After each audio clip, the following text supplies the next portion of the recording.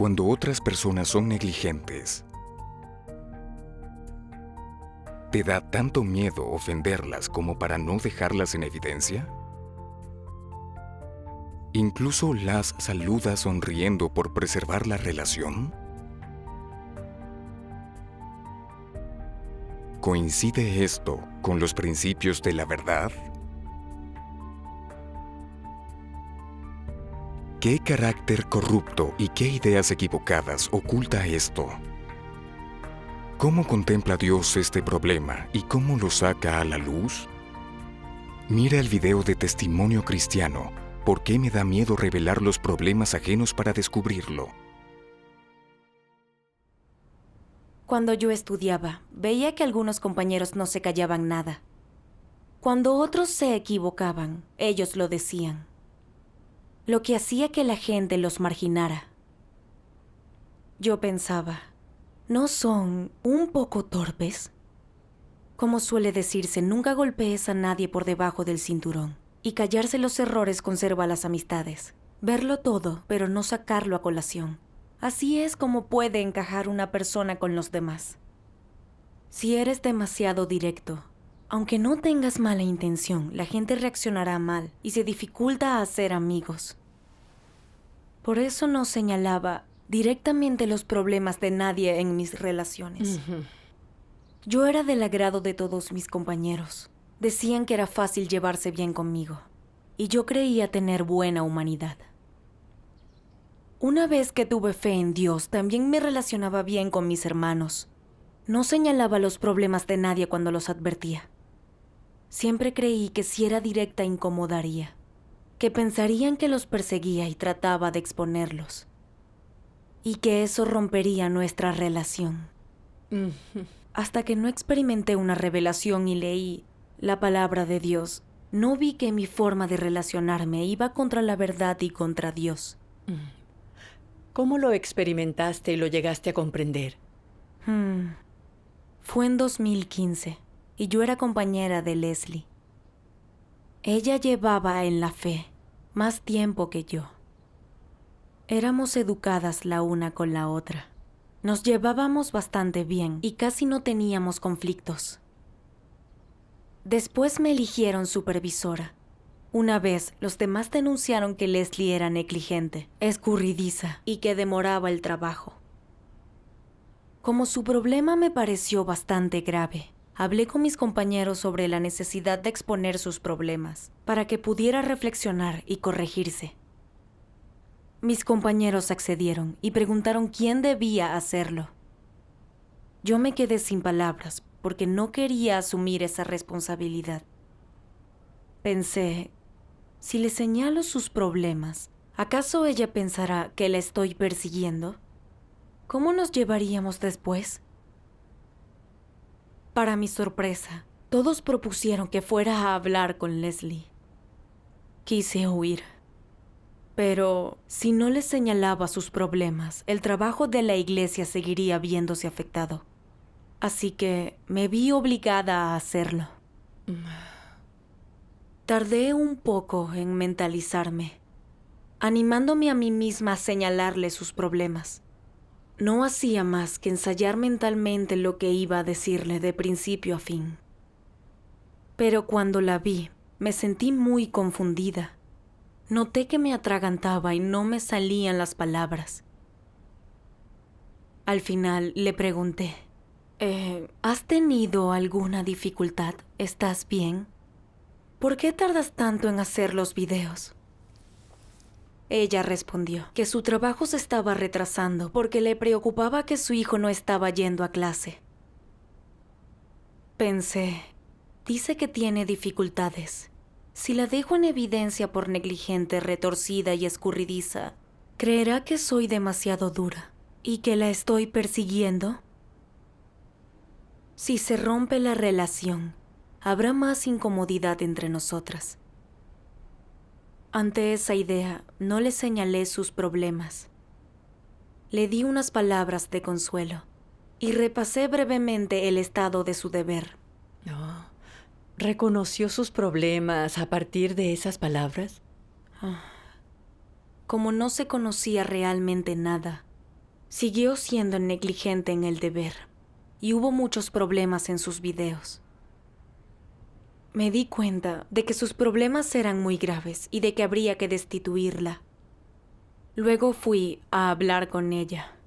Creía que ahora sí le señalaría sus problemas. Pero al verla, volví a enmudecer. No paraba de pensar en cómo decírselo de modo que no se incomodara y a su vez fuera consciente de sus problemas, sin pensar que la perseguía y sin que tuviera prejuicios hacia mí. Con tacto le pregunté, ¿por qué siempre eres descuidada en el deber? Leslie me contó que a veces sucumbía a su voluntad carnal de leer novelas. Mientras lo decía, se echó a llorar. Pensé, está en un mal momento. Si le digo que es retorcida y escurridiza, ¿llegará a soportarlo? Mejor me callo. En todo caso, ha admitido su problema y ya debería mejorar. Así manifesté comprensión por su estado y la animé a esforzarse más en el deber. Pero si no le señalaste las consecuencias de su negligencia, no podría conocerse realmente y resolver su problema. Cierto. Luego continuó sin arrepentirse. Cada vez iba más a su aire y terminó siendo destituida. Yo no hice introspección y el asunto pasó a la historia. ¿Y cómo llegaste a conocerte a ti misma? Luego leí un pasaje de la palabra de Dios que me aportó cierta comprensión de mi estado. Dios Todopoderoso dice: el comportamiento de las personas y el trato que le dan a los demás debe estar basado en las palabras de Dios. Este es el principio más básico para la conducta humana. ¿Cómo pueden las personas practicar la verdad si no entienden los principios de la conducta humana? Practicar la verdad no consiste en decir palabras vacías y gritar consignas. Independientemente de lo que uno se encuentre en la vida, siempre que tenga que ver con los principios de la conducta humana, las perspectivas sobre los acontecimientos o el cumplimiento de su deber, se enfrenta a una elección y debe encontrar la verdad, buscar un fundamento y un principio en las palabras de Dios, y luego debe encontrar una senda de práctica. Aquellos capaces de practicar de este modo son personas que persiguen la verdad. Ser capaz de perseguir la verdad de este modo, por muy grandes que sean las dificultades que uno encuentre, es recorrer la senda de Pedro, la senda de búsqueda de la verdad. Por ejemplo, ¿qué principio debe seguirse al relacionarse con los demás? Tal vez tu perspectiva original sea que la armonía es un tesoro y la paciencia una genialidad, que debes mantener la paz, evitar que los demás queden mal y no ofender a nadie, con lo que logras tener buenas relaciones con ellos. Oprimido por esta perspectiva, guarda silencio cuando presencias que otros cometen fechorías o vulneran los principios. Antes que ofender, prefieres que la labor de la Iglesia se vea perjudicada. Aspiras a mantener la armonía con todos, sean quienes sean. Solamente dices cosas agradables para los demás, pensando únicamente en proteger sus emociones y dejarlos en buen lugar. Incluso si descubres que alguien tiene problemas, ejerces la tolerancia. A sus espaldas puede que des tu opinión, pero en su cara mantienes la paz y vuestra relación. ¿Qué opinas de tal conducta? ¿Acaso no es la de alguien complaciente? ¿Acaso no es bastante evasiva? Eso infringe los principios de conducta. Entonces, ¿no es una bajeza actuar de esa manera? Los que actúan así no son buenas personas ni son nobles. No importa cuánto hayas sufrido ni el precio que hayas pagado. Si te comportas sin principios, entonces habrás fallado y no obtendrás la aprobación de Dios.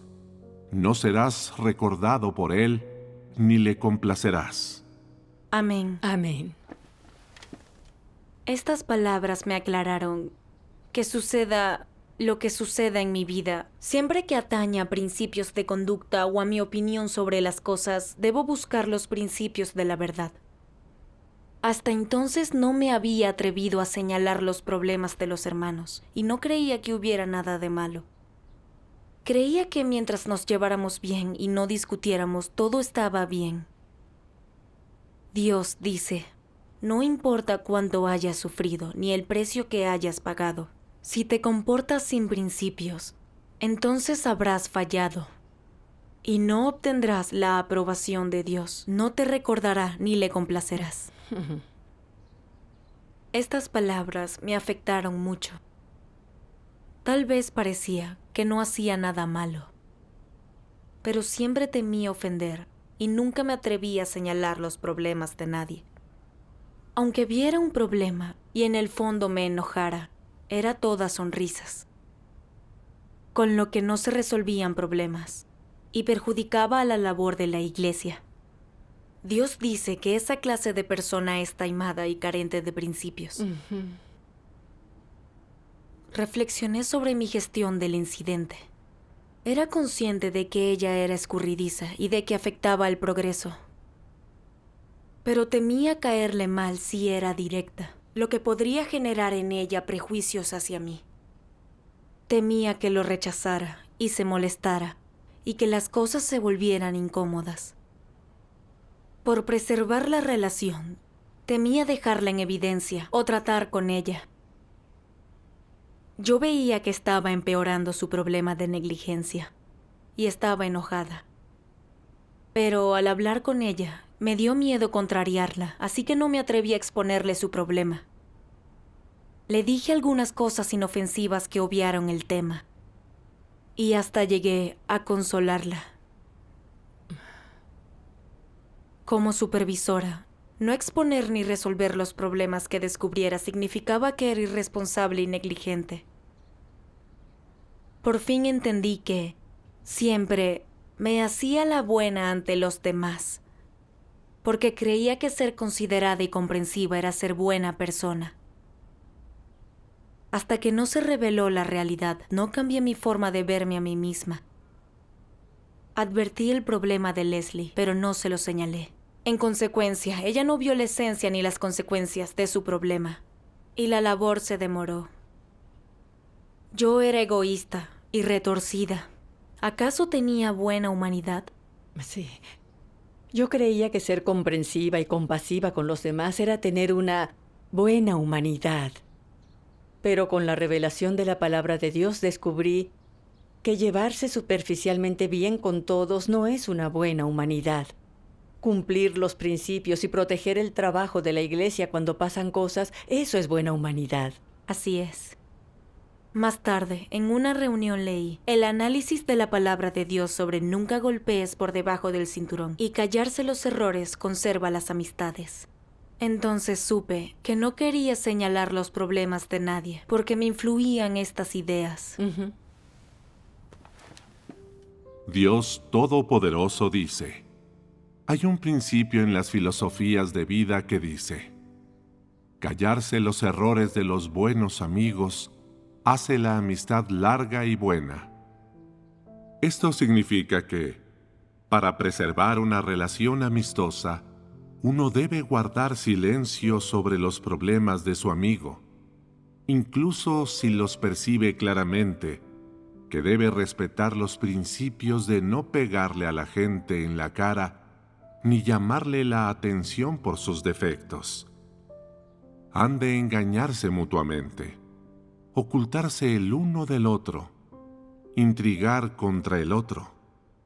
Y aunque sepan con claridad absoluta qué clase de persona es el otro, no lo dicen abiertamente, sino que emplean métodos taimados para preservar su relación amistosa. ¿Por qué querría uno preservar esas relaciones? Se trata de no querer hacer enemigos en esta sociedad, dentro del propio grupo, lo cual significaría someterse a menudo a situaciones peligrosas. Al saber que alguien se convertirá en tu enemigo y te perjudicará después de que le hayas llamado la atención por sus defectos o le hayas hecho daño, y al no desear colocarte en esa situación, empleas el principio de las filosofías para vivir que dice que, si pegas a otro, no le pegues en la cara.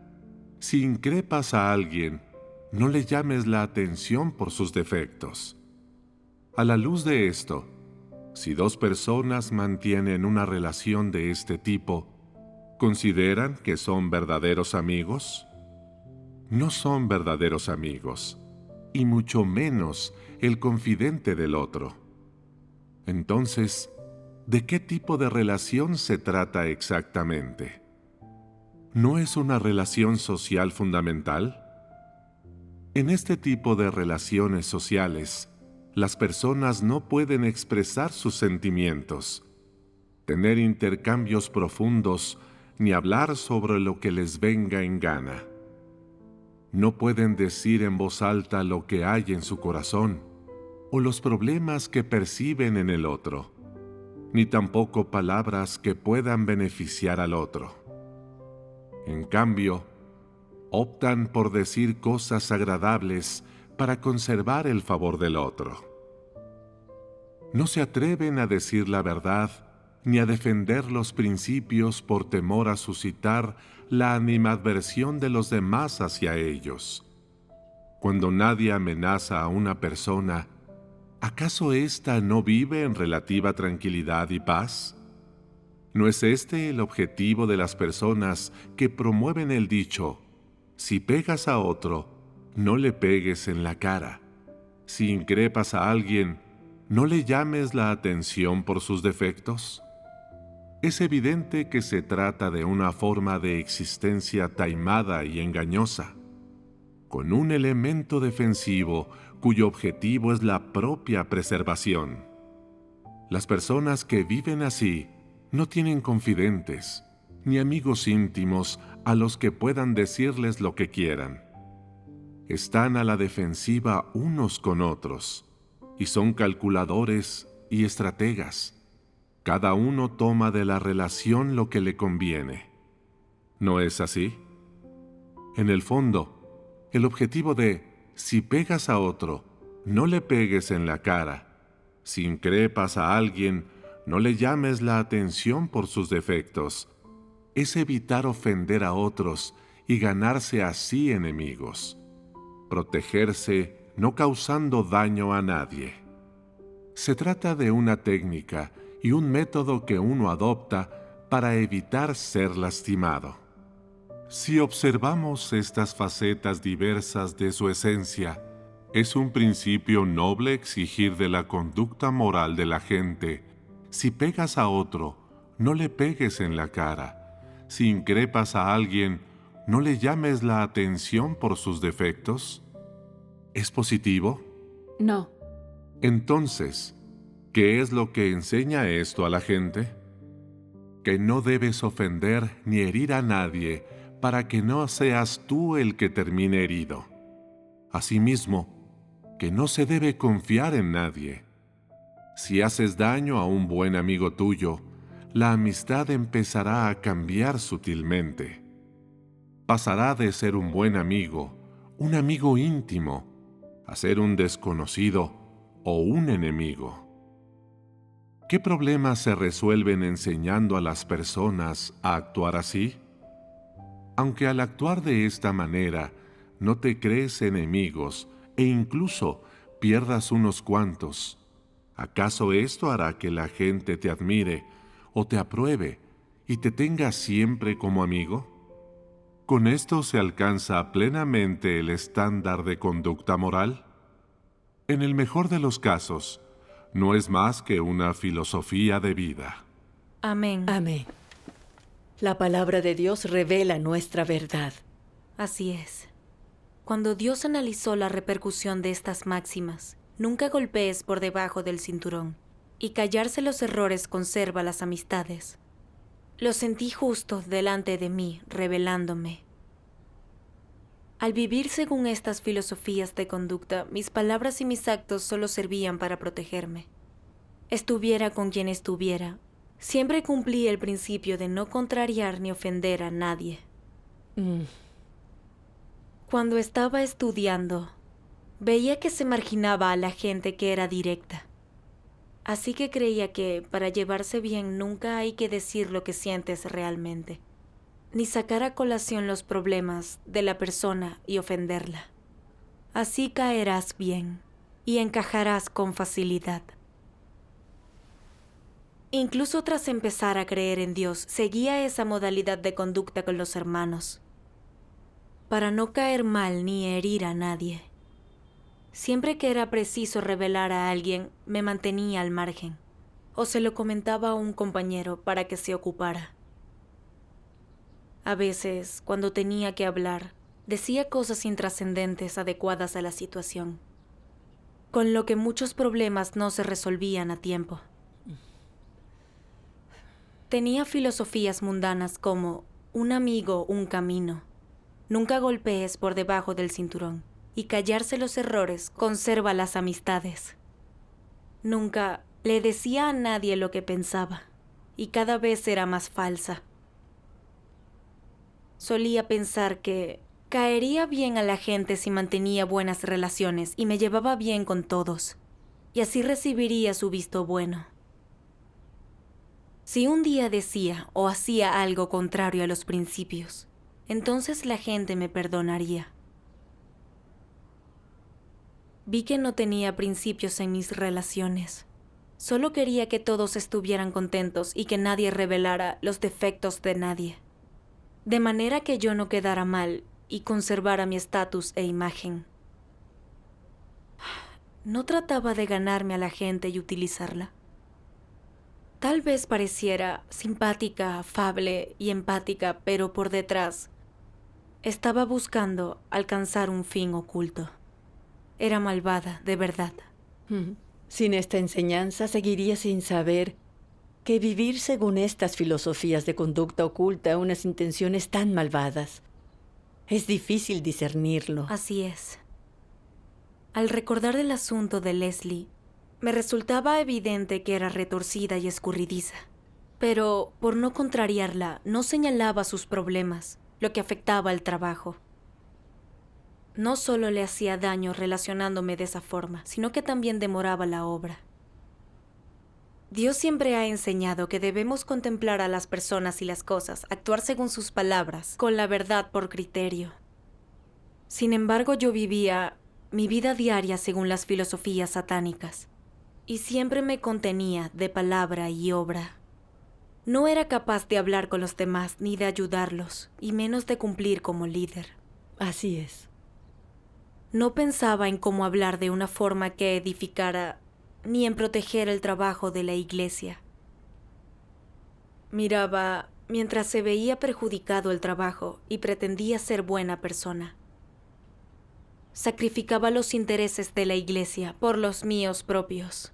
Qué falsa y carente de humanidad.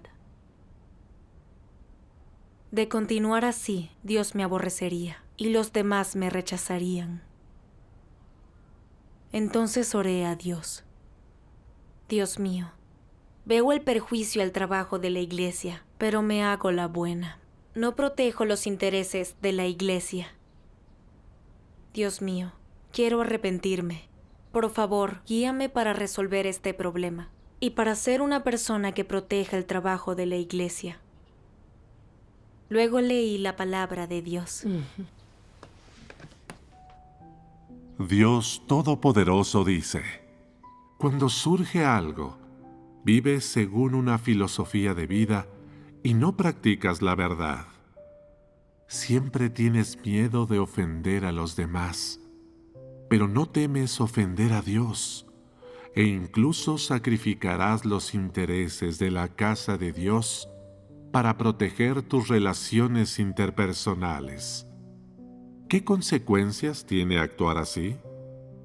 Protegerás bastante bien tus relaciones interpersonales, pero habrás ofendido a Dios, y Él te detestará, te rechazará y estará enfadado contigo.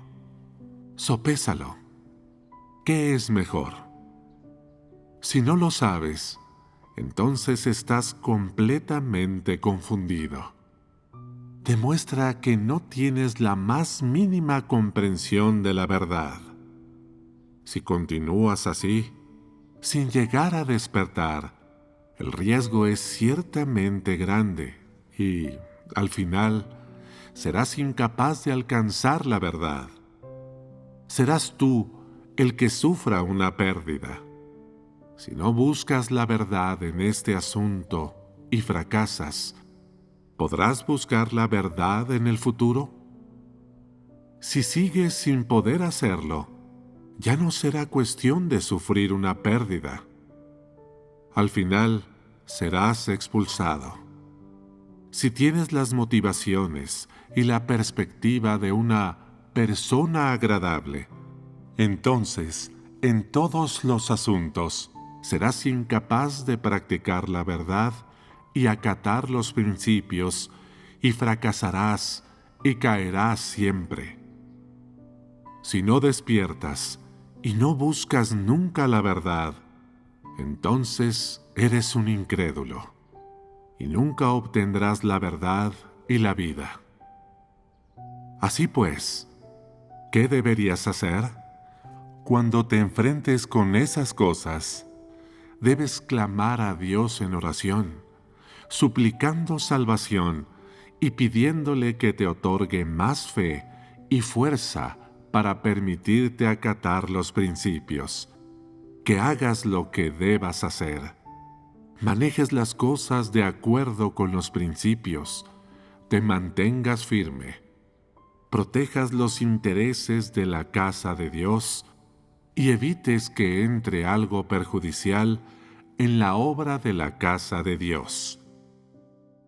Si puedes abandonar tus propios intereses, tu reputación y tu punto de vista de una persona agradable, y si haces lo que debes hacer con un corazón honesto e íntegro, entonces habrás derrotado a Satanás y habrás ganado este aspecto de la verdad. Si siempre vives según la filosofía de Satanás, manteniendo tus relaciones con los demás y nunca practicando la verdad, ni atreviéndote a acatar los principios, ¿podrás entonces practicar la verdad en otros asuntos? No tendrás fe ni fuerza.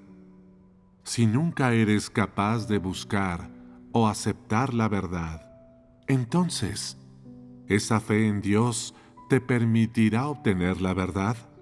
No. Y si no puedes obtener la verdad, ¿puedes ser salvado? No puedes. Si siempre vives según la filosofía de Satanás, totalmente desprovisto de la realidad de la verdad, entonces nunca podrás ser salvado. Amén. Sus palabras me aclararon que mis principios eran conservar relaciones sin enemistarme y no practicar la palabra de Dios. Cuando veía que algo no coincidía con la verdad, cedía y lo permitía porque quería preservar mis relaciones, con lo que vivía en un estado seguro. Descubrí que iba por la senda de la moderación, carente por completo de principios. Dios nos pide que hablemos y actuemos según su palabra, que seamos personas que amen lo que Él ama y que odien lo que Él odia, que sepamos discernir a las personas y que tratemos según los principios. Es lo acorde con la voluntad de Dios. Así es. No obstante, yo tenía claro que Leslie demoraba el trabajo en el deber, pero no la exponía. La consolé al verla llorar y me hice la buena. Con esto estaba preservando nuestra relación y poniéndome de parte de Satanás. Fui muy necia. Así es. Antes no creía que esa clase de conducta fuera tanto problema. Hasta que no se reveló la realidad, no entendí que vivir así no era la senda correcta. Era supervisora, pero siempre me daba miedo ofender. No me atreví a señalar los problemas ni a resolverlos, con lo cual se presentaban una y otra vez. Esto no era un trabajo práctico, sino oposición a Dios. La naturaleza de este problema es muy grave. Vivir de esa manera y no practicar la verdad solo sirve para interrumpir el trabajo y provocar que Dios te deteste. Así es. Después hallé una senda de práctica en la palabra de Dios. Sí.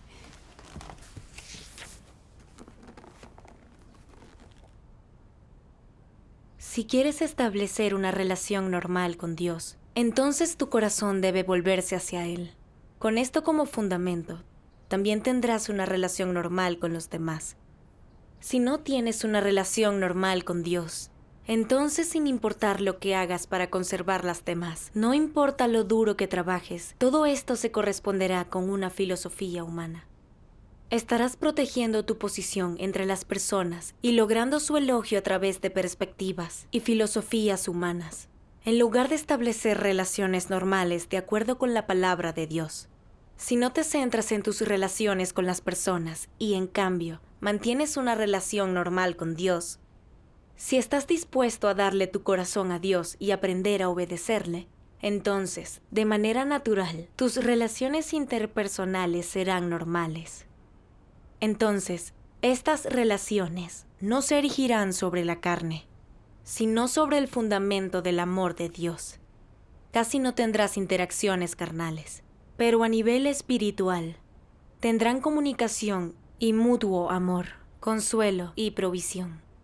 Todo esto se hace sobre el fundamento del deseo de complacer a Dios. Estas relaciones no se mantienen a través de filosofías humanas, sino que se forman de una manera natural cuando se lleva una carga para Dios. No requieren de ningún esfuerzo artificial de tu parte, solo practicar según las palabras de Dios. Amén. Amén. Estas palabras me aclararon que las relaciones interpersonales no se mantienen con filosofías mundanas. Se establecen sobre la práctica de la palabra de Dios. Ante las cosas practiquemos según los principios, protegiendo la obra de la Iglesia y cargando con la vida de los hermanos. Es el único modo de tener unas relaciones normales. Así es. Recordé las experiencias de algunos hermanos. Cuando advertían problemas, sabían resolverlos según la palabra de Dios.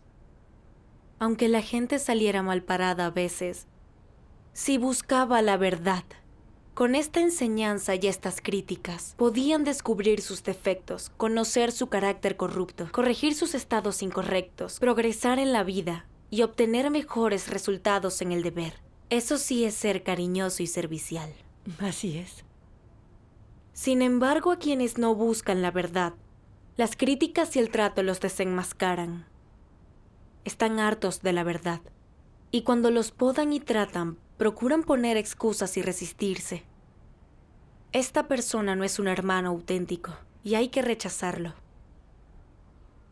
Al descubrirlo, sentí aún más que la palabra de Dios es el único criterio de actuación y que debemos tratar a los demás según ella. Es la forma correcta que coincide con los criterios de la humanidad normal. Gracias a Dios. La comprensión de los principios nos da una senda de práctica. Así es.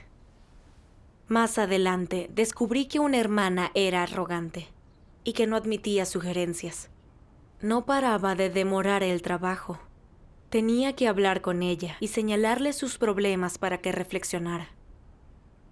Pero estaba preocupada. ¿Y si no lo admitía?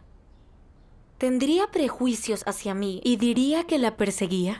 Querías preservar tu relación otra vez. Recordé mi fracaso anterior y lo que había leído en la palabra de Dios, y eso me despertó. Si ignoraba el trabajo de la Iglesia por preservar nuestra relación, ofendería a Dios. En esta ocasión, Dios observaba mi actitud, a ver si cambiaba. No podía tratar a la gente como antes. Así es. Recordé la palabra de Dios. Cuando te enfrentes con esas cosas, debes clamar a Dios en oración, suplicando salvación y pidiéndole que te otorgue fe y fuerza para acatar los principios, actuar según estos. Protejas los intereses de la casa de Dios y evites cualquier perjuicio a la obra de la casa de Dios. Amén. Sentí a Dios junto a mí, alentándome a dar este paso.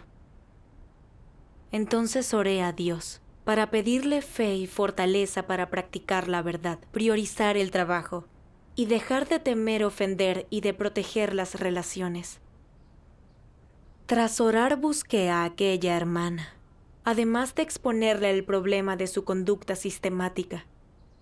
También le señalé que era arrogante, que no admitía sugerencias de nadie y que esto suponía hartazgo de la verdad. Y que, si seguía entorpeciendo el trabajo sin cambiar, sería destituida. Dicho todo esto, ya no me sentía como antes, con miedo a que me odiaran.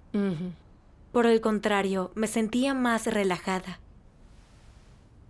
Recuerdo que vivía de acuerdo con las filosofías satánicas de conducta, por temor a ofender y a que surgieran conflictos. En mis relaciones siempre pensaba en la imagen de los demás y las protegía, por lo que no pude practicar la verdad. Así es. Ahora cuando debo señalar los problemas de alguien, todavía siento miedo. Pero puedo estar segura orando a Dios y corrijo mis intenciones para practicar según los principios. Esta experiencia ha subsanado mis ideas equivocadas. Se lo agradezco a Dios. Gracias a Dios.